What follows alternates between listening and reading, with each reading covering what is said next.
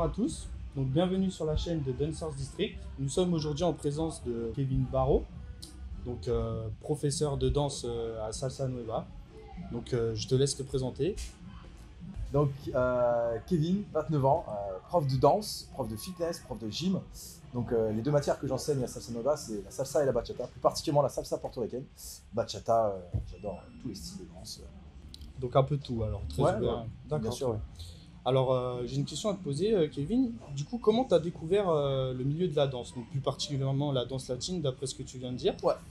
Alors, milieu de la danse, c'était il y a 10 ans, 10 ans déjà. Je voulais apprendre à danser. Des amis m'ont dit, écoute, j'ai un cours de danse bachata kizomba qui est super sympathique.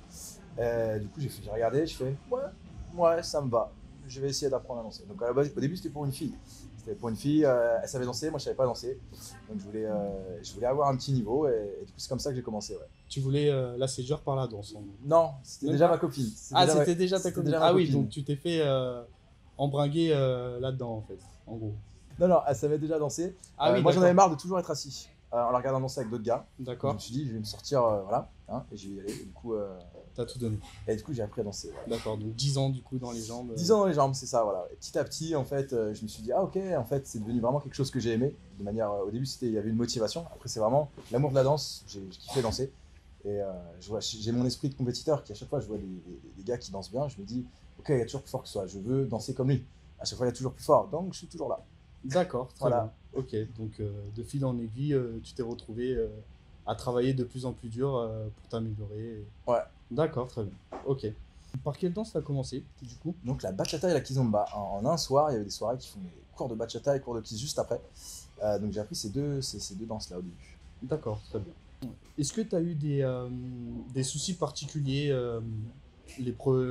lors de tes premières danses? Ah Est-ce oui, que tu as eu des oui, oui. grosses galères? Ah oui, j'ai eu vraiment le syndrome du débutant. Je n'entendais pas la musique. Mes steps n'étaient pas fluides du tout. J'avais du mal à guider. Vraiment comme tout débutant qui commence. Quoi. D'accord, donc tu démarrais de zéro, Ah oui. vraiment pas de facilité particulière du coup? J'ai une facilité parce que je connaissais bien mon corps, parce que je suis gymnaste depuis que je suis tout petit, j'en ai fait à haut niveau. Donc si on me dit, regarde, le mouvement il va de là à de là, de là, de là, je saurais le refaire. Je saurais. Mais comme ça, de base, tu m'envoies un impro, coordination, tout ça. Si tu vas en gym, on m'apprend à être un bâton. Là, le bâton, c'est différent. Donc, voilà. D'accord. Ouais, donc j'avais des soucis comme quelqu'un qui n'ose pas, peut-être, je dirais. D'accord, peut-être un manque de confiance en soi sur le son début oui, en tout cas. sur le fait de se mouvoir. D'accord. Du coup, aujourd'hui, est-ce que tu aurais une partenaire de danse pour t'entraîner ou officiel? Bien sûr. Officiel, non. Officiel. En fait, je fonctionne dans le milieu des danses latines, il y a ce qu'on appelle des collaborations. C'est pas forcément une partenaire qu'on a de manière exclusive et on fait tout avec elle. On danse avec certaines danseuses pour certains events. Pour d'autres, on va choisir d'autres danseuses. Quand on fait de la compétition et des shows, ce genre de choses, effectivement, construire un show, ça demande d'avoir une partenaire plus régulière. Donc, je n'ai pas de partenaire actuellement en bachata. Je m'entraîne en solo en salsa, donc j'ai un partenaire de danse pour faire du duo. Mais officiellement, non, je n'ai pas de partenaire officiel pour les compètes. D'accord, donc pas de compète alors? Pas en ce moment. Pas de D'accord. bachata. Salsa, si. Donc tu as déjà fait de la compète, j'imagine, Ouais. du coup. Et donc en bachata, salsa? Bachata et salsa, oui. Bachata et salsa, d'accord, Ouais. très bien. Un petit classement, une compète particulière à citer? Le bachata art. Bachata art, Bachata. on a fait dixième sur une vingtaine, je crois. D'accord, Et du coup, le salsa shine contest, l'international salsa shine contest. d'accord. Donc il y avait des Italiens, tout le monde entier, des Argentins, des trucs comme ça. Donc là, on a fait 9ème, c'était pas mal, c'était sympa. Sur combien du coup là? Sur 12, 13. Sur 13, d'accord. Oui, c'était très gros niveau, c'était pas évident. Et c'était au bout de combien de temps ça alors, les premières compètes? Ma première compétition, c'était une compétition amateur, c'était au bout de 5-6 ans. C'était, Ah oui, quand même, Ah oui, t'avais déjà Ouais. du bagage. Ouais. D'accord, très bien. Ok. Et donc on a dit tout à l'heure que tu étais prof à l'école de Salsa Nueva. Est-ce que tu peux nous présenter rapidement les cours que tu donnes Bien sûr. Donc du coup le mardi en théorie le début de l'année c'est vraiment du débutant. Je donne le cours de bachata. Donc on commence par la moderne, on voit des petits aspects de nickel sensuel. Ça reste bachata débutant. Ensuite il y a un cours de shine, de coordination corporelle en salsa on two. Juste après donc c'est du solo. Hein. C'est ça qui est bien, c'est que c'est accessible à tout le monde. Même si on débute, on ne gêne pas les personnes à côté. Donc c'est plutôt bien pour apprendre une danse de commencer que le solo. Et après il y a la partie couple juste après. Donc salsa couple débutant. Ça c'est tout le mardi soir, le bloc du mardi soir. Et le bloc du samedi, j'ai 2 heures donc intermédiaire en bachata qui est plus porté sur la dominicaine donc le samedi, et salsa porto intermédiaire juste après. D'accord, donc Samedi après-midi. Ouais. toujours salsa bachata. Ouais, ce que je dis en enseignement, je donne de salsa bachata. D'accord, très bien. Tu es aussi prof en soirée du coup, donc organisé par l'école justement. Oui. Ok. Donc c'est le mercredi soir, c'est ça? Mercredi soir, tous les mercredis soirs, ouais. D'accord, très bien. Donc c'est cours débutants, inter. C'est débutant évolutif, donc on part vraiment. Une population qu'on a sur les soirées, c'est quelque chose, on ne sait pas vraiment d'une semaine sur l'autre quelle population on aura. Donc de base, c'est vraiment un cours débutant. S'il s'avère qu'on a une grosse majorité d'élèves qui dansent déjà bien, je peux, dans mon cours, proposer des variantes, des options qui font qu'on se rapproche d'un cours intermédiaire. Mais de base, on commence avec les pas de base, des explications, pour que tout le monde parte avec les mêmes choses. D'accord, donc c'est le principe d'un cours évolutif si ça, ouais. Les gens ont le niveau. Généralement, dans les soirées, les cours sont souvent évolutifs parce que, comme il y a du turnover, généralement, dans les soirées, en école, on sait qu'on aura tel élève, généralement, c'est plus stratifié. En soirée, il y a plus de. C'est plus libre. C'est plus convivial et on vient. On va dire que le prof doit donner plus de fun. C'est-à-dire que je vais moins rentrer dans le détail, expliquer pendant tant de temps un pas qui doit être expliqué pour bien le maîtriser. Là, je vais plus axer sur les premiers niveaux de consigne. Je donne le principe, voilà. Et effectivement, j'ai un côté animateur qui est peut-être un peu plus prononcé sur la soirée. D'accord, très bien. Voilà. Donc ça tombe bien que tu parles de ça justement. Ton point de vue au niveau des cours en soirée et des cours en école. D'accord. Pour toi, donc toi, tu as commencé en école? En soirée. En soirée, d'accord. J'ai fait longtemps de la soirée. D'accord, donc exclusivement de la soirée au tout début. Est-ce que ça t'a aidé? Est-ce que au contraire, tu penses que si tu devais refaire, est-ce que tu referais les mêmes choses aujourd'hui? Alors la différence entre un cours de soirée et un cours d'école, c'est comme je l'ai dit, le côté animateur en soirée est plus prononcé. On ne va pas rentrer vraiment dans le détail technique dans 2-3 niveaux de consigne. On va plus driver une énergie commune pour que les gens ils sentent une bonne humeur, ils avancent, ils aient des choses à apprendre, mais on ne va pas les embêter s'ils ont un défaut ou quoi que ce soit. Je passe, tu corriges très rapidement. En école, on va vraiment s'attarder à ce que c'est plus personnalisé, je dirais. Je vais donner plus d'attention à mes élèves. Je dirais que c'est vraiment mes élèves à part entière quand tu es dans une école. Voilà, il y a vraiment une évolution plus personnalisée. Sur l'école, c'est plus précis en termes de consignes. Et si, effectivement, le bon mélange, si j'avais à recommencer, ce serait d'allier les deux. Parce que le danseur qui ne fait que de l'école, il n'aura aucune spontanéité dans sa danse. Il sait danser avec les filles qu'il connaît, il sait danser lui tout seul. Dès qu'on lui change son environnement, il va perdre sa confiance. Alors que le danseur de soirée, il va plus facilement arriver à avoir de la confiance. Il va avoir des défauts. En fait, il y aura plus de défauts chez le danseur de soirée parce que pas corrigé, parce que appris sur le tas, ok, ça marche, ok, donc c'est bon. Donc il y aura plus de petits déchets. Mais le gars, il va mieux être en freestyle, va mettre plus facilement la bonne humeur, je dirais. Pour le social, il faut allier les deux. Pour être bon et progressif, il faut faire les deux. Il faut avoir le côté correction technique de l'école et le côté je me lance. Un petit peu fun. Je me lance. C'est surtout se lancer la soirée. Ouais. C'est vraiment se lancer, commencer à danser. D'accord, très bien. Donc, ok. Allier les deux. Ouais. Donc l'école où tu serais plus dans ton cocon pour apprendre les bases et peut-être vite commencer des soirées pour les appliquer concrètement. Voilà. Et voir ce que je donne vraiment sur la musique, sur le freestyle, sur le réel. D'accord. Penses-tu du coup qu'un danseur de soirée, donc qui démarre en soirée, aurait plus de difficultés à s'adapter à un cours d'école? Pas du tout. Non, pas du tout. Ça dépend de la personnalité de chacun. Il y en a, ça va leur aller. Ils ont des facilités. Tu leur donnes 2-3 niveaux de consigne, clac, ils vont mettre leur sauce. Eux, les cours de soirée, ça va leur va très bien. Ils vont prendre un verre, machin, ils vont s'éclater. Les danseurs plus introvertis, plus timides, je pense que le cours d'école correspond plus parce que on rassure vraiment les élèves. Il y a une vraie introduction. Voilà. Et du coup, l'élève va se sentir plus facilement en confiance. L'élève timide va se sentir plus facilement en confiance en école, bien sûr. Donc voilà un petit peu la différence. Question de personnalité. Ça lui permet avant de rentrer dans le grand bas, de prendre ses marques. En gros, si tu as une personnalité plus timide, il est peut-être préférable de commencer en école. Ouais. D'accord. Donc, ok. Donc si tu veux aller, pour rebondir, s'il est timide, effectivement, il va devoir aussi vaincre cette timidité-là et le grand bas, entre guillemets, se lancer, c'est la soirée. Donc de toute façon, il sera toujours timide. S'il ne se lance pas vraiment en soirée, il peut faire 1 an d'école, il va avoir les bases, tout ce que tu veux, mais la première soirée qu'il va faire, que ce soit après son premier mois d'enseignement ou 1 an après, il aura toujours ce côté craintif. C'est la finalité en fait. C'est la récompense, je dirais. C'est un petit peu dur parce qu'il faut se concentrer pendant les cours, et la soirée, c'est un petit peu le côté, on applique ce qu'on sait faire et on peut commencer à kiffer un petit peu, à savoir, à kiffer son niveau de danse, à vraiment danser, ce que je peux dire. Voilà. D'accord, très bien. Donc toi qui es depuis 10 ans dans les danses latines, tu as dû voir beaucoup de choses, beaucoup de concepts qui sont sortis, beaucoup de changements. Est-ce qu'il y a une grande différence des danses, par rapport aux danses latines qu'il y avait il y a 9-10 ans à aujourd'hui? Est-ce que tu vois quelque chose? Alors moi, du coup, je ferais plus un parallèle sur les différents. Donc salsa, bachata, kizomba sont les trois danses sociales qui dominent un petit peu le milieu des gens qui dansent en soirée. Je dirais que la salsa est plus ancienne, et du coup, il y a 9-10 ans, je dirais que c'était peut-être l'âge d'or, c'était même avant, hein, il y a 15 ans, il y avait beaucoup de soirées salsa. La bachata était très peu connue. Maintenant, ça basculait. Après la salsa, il y a eu la bachata. Après la bachata, il y a eu la kizomba. En question de mode. Mais du coup, maintenant, il y a un petit mélange, si tu veux, dans les soirées. Donc, il y a 10 ans, moi, je faisais que très peu de soirées. Donc, je n'ai pas la prétention de savoir ce qui se faisait, d'avoir la vue globale d'il y a 10 ans, hein, bien sûr. Ah oui, d'accord, donc t'étais Voilà. pas. Ah, je faisais que quelques soirées. Forcément, c'est quand tu as commencé. Tu Donc, débutes, j'ai fait une soirée, 2 soirées de temps en temps. Je restais plus dans mon cocon. Je n'avais pas. Voilà. D'accord, très bien. Et aujourd'hui, du coup, c'est ce qui nous a amené, j'imagine, aux soirées SBK, qu'on voit un peu partout en Île-de-France.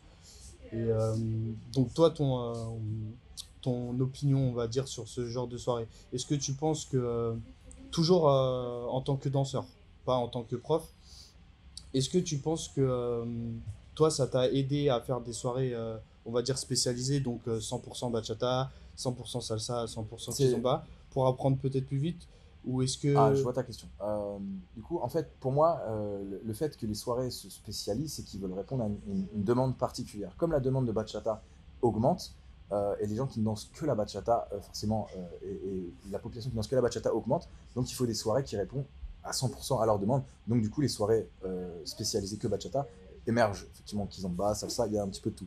Les vraies soirées SBK sont maintenant un petit peu plus rares, et d'avoir de la qualité dans ces trois danses dans une soirée SBK, c'est pareil. Généralement, ça va plus être connoté bachata, même s'il y a un peu de salsa, un petit peu de kizomba. Ça va peut-être être difficile d'avoir ouais, voilà, d'apprendre en gros trois danses, parce qu'on arrive dans une soirée où il y a trois disciplines différentes. On est débutant, on a peut-être fait les trois cours différents qui ont eu lieu en début de soirée, car certaines soirées font trois cours. Bon, après, quand on progresse, faut avoir c'est ça qui est pas facile pour certaines personnes, avoir une certaine intelligence dans sa progression. Si on veut pratiquer les trois tout d'un coup comme ça, c'est comme si je te disais, tu mets plein de trucs dans ta main et jongle direct avant de savoir jongler Voilà, c'est ça. avec une main. Donc, enfin, avec une balle. Donc déjà, si tu veux, moi je sais que deux danses, moi ça m'a pas paru trop dur. Justement, ça peut parler d'équilibrer un petit peu. Des fois, je stagne dans une danse, après j'évolue dans l'autre, et du coup, ça évolue un petit peu en parallèle comme ça, et ça fait que tu deviens, au final, tu sais danser les deux. Donc, faire le premier jour, les trois et trois, non, c'est quand même un petit peu trop là. Faut réussir, faut savoir déjà pourquoi tu viens. Tu viens pas juste pour, bon, il y a quoi? Ah, c'est de la bachata. Non, tu te renseignes un petit peu. Moi, je savais que la bachata, j'ai regardé ce que c'était. Ok, c'est ça. Je viens au cours et je vais apprendre ça. Donc après, je vais pratiquer ça directement après. Voilà. Il faut pas non plus arriver. Oui, il faut quand même, faut Ouais, quand même savoir savoir ce ce que tu qui te fais. plaît et Voilà, ce que tu as envie de faire exactement, voilà. et ce qui te motive. Oui, parce que, alors pourquoi cette question-là? Parce qu'aujourd'hui, on remarque beaucoup que du coup, grâce aux soirées SBK, les gens, on va dire qu'ils sont pluridisciplinaires en social. Alors, on met de côté tout ce qui est scène et technique. Bien sûr, on parle du social. Ouais. On parle vraiment de social. Et est-ce qu'on pourrait dire aujourd'hui que ce genre de soirée a fait baisser le niveau global des danseurs? Est-ce que on s'amuserait peut-être plus dans une soirée 100% de la même discipline? Enfin voilà, ça dépend des Ouais, objectifs de je chacun vois ce que tu veux évidemment. dire. Je vois ce que tu veux dire. Pour moi, non, je ne serais pas d'accord avec toi. Je dirais que justement, le fait qu'il y ait une vraie soirée, qu'il n'y a qu'une salle où tu as 30%, 30%, 30%, même si tu ne danses pas, ça permet de voir autre chose. Le personne qui débute a besoin de pause, donc elle ne va pas tout danser. Donc justement, le fait de voir autre chose, ah, c'est de la salsa, ça enrichit un petit peu sa curiosité. Alors du coup, elle va être curieuse, ah, c'est joli ce truc-là, tiens, les filles elles font ce genre de choses. Donc du coup, ça va peut-être stimuler plus. Donc je dirais que c'est quand même bien. Si tu fais que les soirées que bachata, justement, c'est ça que je pense qui fait que le niveau stagne. Parce que tu as des danseurs qui ne sont pas curieux, ils restent Peut-être dans leur moins chose. créatif du Bah, fait de forcément, rester là, dans leur. quand tu es curieux, tu deviens créatif après. Mhm. Mais du coup, ouais, tu as des danseurs qui font que de la bachata, et même dans la bachata, qui font que de la bachata sensuelle. Donc ça limite vraiment tout ce que tu peux avoir. Donc ça fait, pour moi, stagner, voire stagner le niveau. Oui, ça crée un Le fait entonnoir de se qui fait que. diversifier, ouais, le fait de se diversifier, c'est ça qui, pour moi, fait progresser les gens. D'accord, maintenant si on bascule plutôt du côté scène, spectacle, Mhm. est-ce que justement là ce serait pas plutôt un atout de se spécialiser dans une discipline? Ouais, là c'est intéressant, effectivement.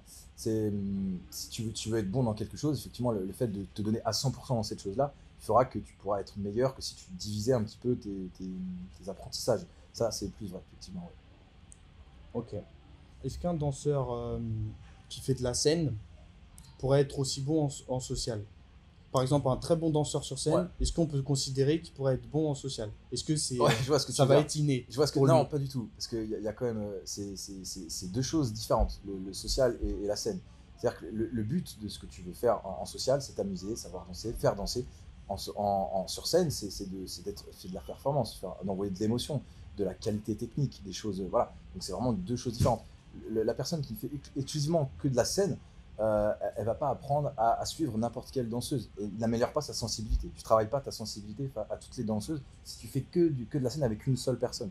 Le fait de danser en social avec plein de personnes, tu travailles ta sensibilité. Tu fais, ah ouais, là j'arrive à la guider elle, mais pas pourquoi elle. Donc c'est à toi de t'adapter.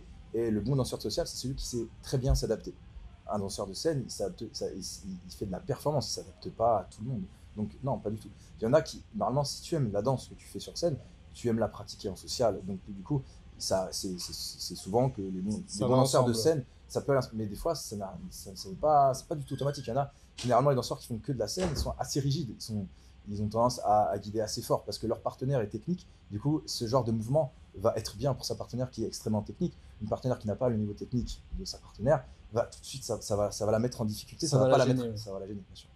D'accord, alors l'impression d'être sous contrainte alors qu'en fait le danseur essaye de lui faire comprendre des choses peut-être trop nettes ou trop, de façon trop rigide pour elle. Imposé peut-être. Voilà, c'est ça, imposé. D'accord, très bien. Voilà la différence. Ouais. Du coup, toi, en soirée, qu'est-ce qui te gênerait le plus du coup en tant que danseur? Je rebondis un peu sur Ce qui me le. gênerait de manière. Qu'est-ce qui me gênerait, c'est-à-dire dans le futur. Qu'est-ce qui te déplaît quand tu danses en soirée par exemple? Bah, Contrairement à ce que tu peux apprécier sur scène. Ouais, non, j'adore le social et je sors pas mal de fois pour le plaisir quand je suis disponible et pas fatigué. Euh, J'aime beaucoup danser en social, donc si je vais autant en social, c'est qu'il y a peu de choses qui me gênent. C'est ça, donc Bah t'es oui, vraiment, c'est un pur bonheur. bien sûr. Donc tu fais, donc on reprend un petit peu tout ce que tu fais. Donc prof à Salsa Nueva, prof en soirée aussi du coup. Mhm. T'es aussi itinérant à quelques soirées en tant que prof Bien ou sûr, ça dépend des organisateurs. Les organisateurs t'appellent, te voient en vidéo. Ah ok, c'est sympa ce que tu fais, j'aimerais bien que tu donnes un cours pour ma soirée, telle date. Voilà. donc danseur social, un peu de concours aussi, tu nous as dit Bien sûr. tout à l'heure. Ouais, donc beaucoup de choses. Ensuite, au niveau, est-ce que tu auras un conseil du coup, que ce soit en tant que prof ou par rapport à ton expérience personnelle quand tu as débuté, pour réussir à évoluer rapidement? Donc comme j'ai dit tout à l'heure par rapport aux soirées et à l'école, c'est déjà d'avoir les deux, de s'entraîner sur les deux. D'accord. Et après, effectivement, d'avoir une intelligence dans son évolution. C'est-à-dire, qu'est-ce que tu veux améliorer, savoir ce qui te fait défaut. C'est-à-dire, si tu es entêté, donc mettre son ego de côté pour progresser, c'est déjà une chose très importante. D'accord. Donc pratiquer à la fois les cours à l'école plus sérieux et les cours un peu le côté social, fun, on s'amuse, on rigole, c'est deux choses en parallèle. Et après, avoir l'humilité de savoir être critiqué, en fait, et de dire, ah ok, lui il m'a dit ça, d'avoir une bonne connaissance sur son évolution. D'accord, donc faut vraiment réussir à prendre toutes les remarques comme des conseils, on va dire, Voilà, plutôt que comme des critiques particulières. voilà, c'est ça. C'est ce qui fera un bon danseur, Ouais, le fait de prendre l'avis d'un peu tout le monde, que ce soit des débutants ou même des confirmés, bien sûr. tout est bon à prendre. Voilà, D'accord, très bien. Donc j'imagine que tu prends toujours des cours, bien sûr. malgré que ça fasse 10 ans que tu danses. Ah, mais c'est obligatoire ça. Ça, si tu veux vraiment progresser dans ce que tu fais, il faut toujours prendre des cours. Faut jamais s'arrêter. Ah, bien sûr. Donc comment toi, tu choisis tes cours aujourd'hui? Justement, c'est sur ce que moi, ce que je te disais sur l'intelligence un petit peu de se situer et vers quoi tu veux aller. Justement, moi, je sais que si je veux faire de la compétition en solo, je vais travailler mon solo, je vais travailler ma coordination. Qu'est-ce qui me manque à l'heure actuelle dans ma coordination corporelle pour que j'améliore, ou même ce que je veux, quel style je veux aborder, quel style je veux avoir. Eh ben, je vais prendre des cours avec telle ou telle personne, dans tel ou tel endroit, en Espagne, n'importe où, pour pouvoir acquérir ce qui me manque en fait. D'accord, donc j'imagine que tu prends pour, pas idole, mais en gros, tu suis certains profs à certaines périodes de ton évolution qui fait que ça t'aide Bien un sûr. peu plus à travailler. Toujours être curieux, toujours s'inspirer de choses, même des fois qui ne sont pas partie de la salsa et de la bachata. Tu peux voir une vidéo, je sais pas, de claquettes, de danse irlandaise, enfin vraiment des trucs de rock, de tout ce que tu veux, et te dire, ah, ce mouvement est joli. Tu vois des vidéos un petit peu anciennes, Jane Kelly et compagnie, ils font des trucs, des mouvements, des machins, tu fais, ah, mais c'est super joli ce truc-là. Tu te dis, ah, mais comment je pourrais l'adapter dans ma danse? C'est ça qui enrichit un petit peu ta créativité et qui va créer ton propre style et ton identité. C'est ça qui est important, c'est avoir une identité quand tu danses, c'est vraiment toi qui danses, tu ne ressembles pas à quelqu'un. D'accord, donc c'est très intéressant ce que tu dis parce que on parle essentiellement ici des danses latines. Tu parlais un peu de d'autres disciplines, donc tu t'inspires quand même de ce que tu peux voir, même Bien sûr. peut-être en danse solo, Mhm. pour l'adapter à tout Mhm. ce que tu aimes, Bien sûr. comme la bachata et la Exactement. salsa. Donc, pour progresser et faire émerger son propre style, il faut mélanger des choses. Il faut vraiment mélanger des choses. Si le danseur il fait que de la bachata, que des choses comme ça, que un seul style, il va contraindre, il va se mettre des murs à son évolution personnelle, à danser. Voilà. Bah écoute Kevin, je pense qu'on va terminer là-dessus. En tout cas, merci beaucoup, beaucoup de conseils. C'était un plaisir, voilà. Je pense que ça va aider pas mal de monde Bah, j'ai fait ce que j'ai et pu. merci pour tout. Ouais, merci à toi.